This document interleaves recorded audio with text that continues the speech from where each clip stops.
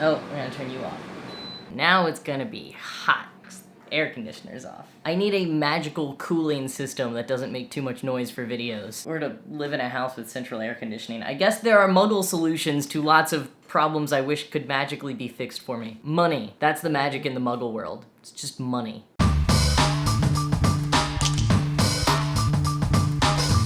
Hi, I'm Jackson Bird, and I want to talk about trans people in the Wizarding World universe. First, I just want to say that this is all, like, fan theory stuff and, like, my own thoughts. I don't believe that J.K. Rowling thought for a second about trans people when she was writing the books. And, like, why should she have? You know, I mean, what cis person in the 90s was thinking about us in any sort of ordinary, inclusive way? And that's not a dig on her. For that. I legit get that. I understand the history of our representation. But hey, books belong to their readers, and I want to have fun thinking about how we, trans people, could fit into the universe that she created. Now, I'm not gonna get into headcanons about, like, which characters could be trans because we would be here forever. Maybe I'll do another video on that. I just want to talk about bigger magical concepts and society and stuff. And this is super not comprehensive, just like some things that I've thought about recently. So to start off with, I hear a lot of people getting excited about Metamorph Magi and saying that, like, Tonks or Teddy could be trans. And, like, yeah, dude, if I were a wizard, I would totally want to be a Metamorph Magus so that I could change my appearance at will. Try out new hairstyles, grow a beard, make my hips smaller. I mean, we really don't know the extent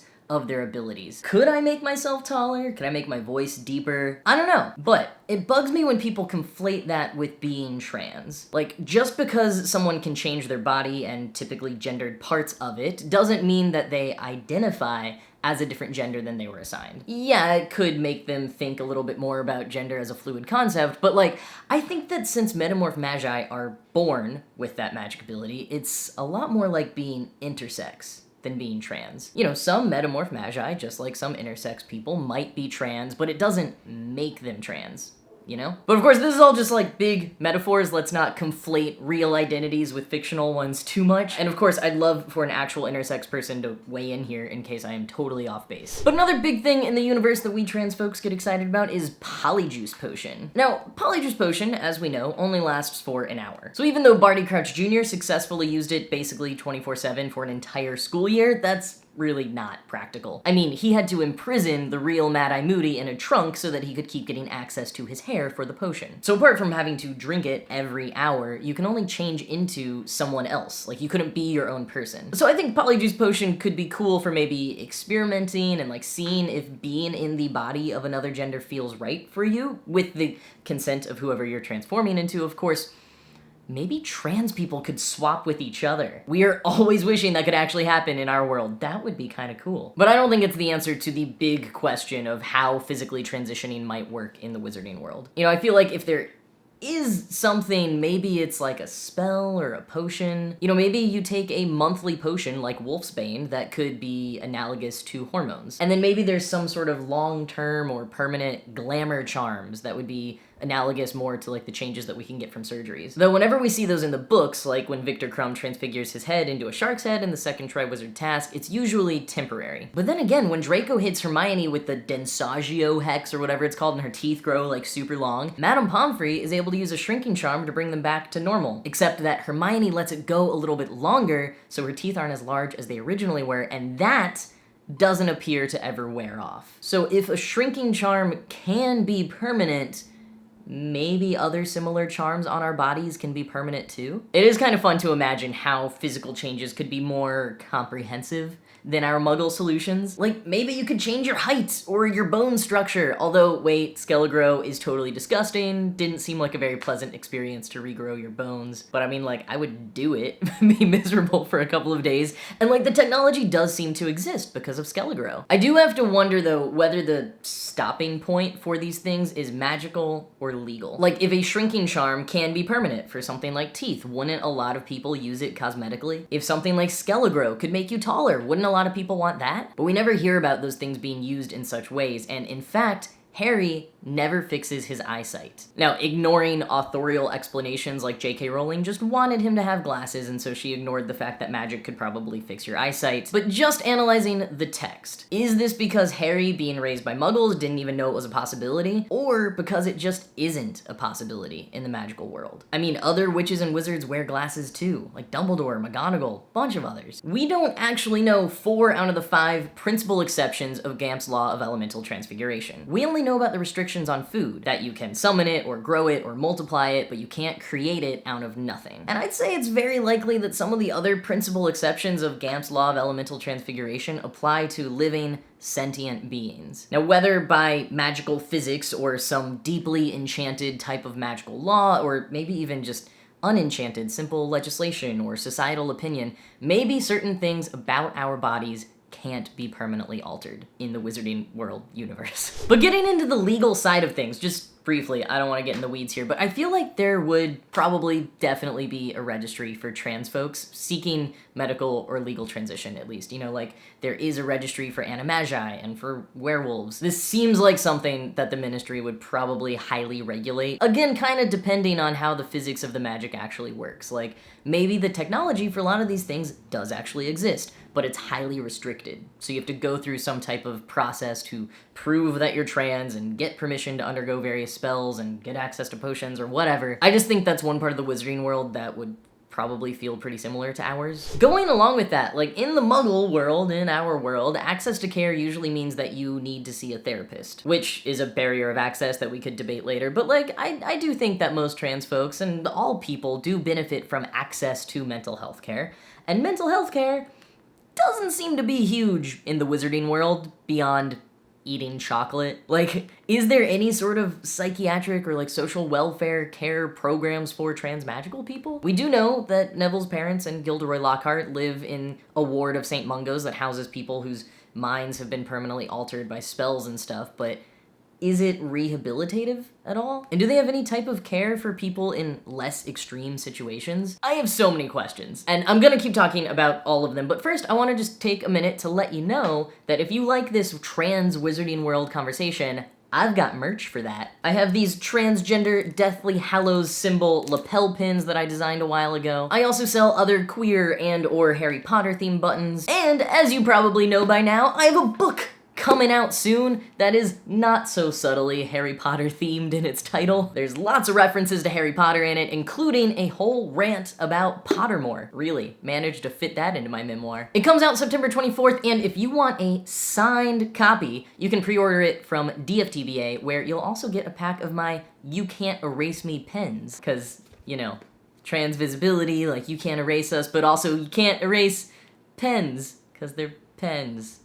And while we're kind of talking about school stuff-ish, Hogwarts, I also made some binders, you know, 3-ring notebook binders for binding your notes. Yep. All of this and more is available at dftba.com/jacksonbird, or you can click on some of the items like right down there on the merch shelf. Just tap and swipe to see more of the items. But back to fan theories. Let's talk about the staircases. So at least in the Gryffindor common room, we know that if a boy tries to go up the stairs to the girls' dorms, it turns into like a slide kind of thing and they can't get up there. But what happens if a trans student goes up the stairs? Like, would a trans girl be able to climb the stairs? Would a trans boy be rejected? If they were out and the professors accepted it, would the castle reject them and they couldn't get to their rooms? And what about non-binary students? Where do non-binary students sleep? Where do they pee? What do you think Moaning Myrtle's reaction would be to trans and non-binary students? Probably a little snarky at first, but, you know, I think given how thirsty she is, it would probably be pretty easy to convince her to make the bathroom the gender-neutral one. Wait, no, I don't want to encourage that sort of behavior. Non-binary folks should not have to use the only bathroom with a guaranteed verbal harasser in it. Okay, so we need multiple gender-neutral bathrooms as readily accessible as the gendered ones, and maybe gender-neutral dorms? Or maybe you're able to elect which gendered dorm you feel most comfortable in? I mean, Hogwarts Castle is like kind of a living thing that evolves to fit the needs of its inhabitants, so maybe when there's multiple non-binary students at some point, it just starts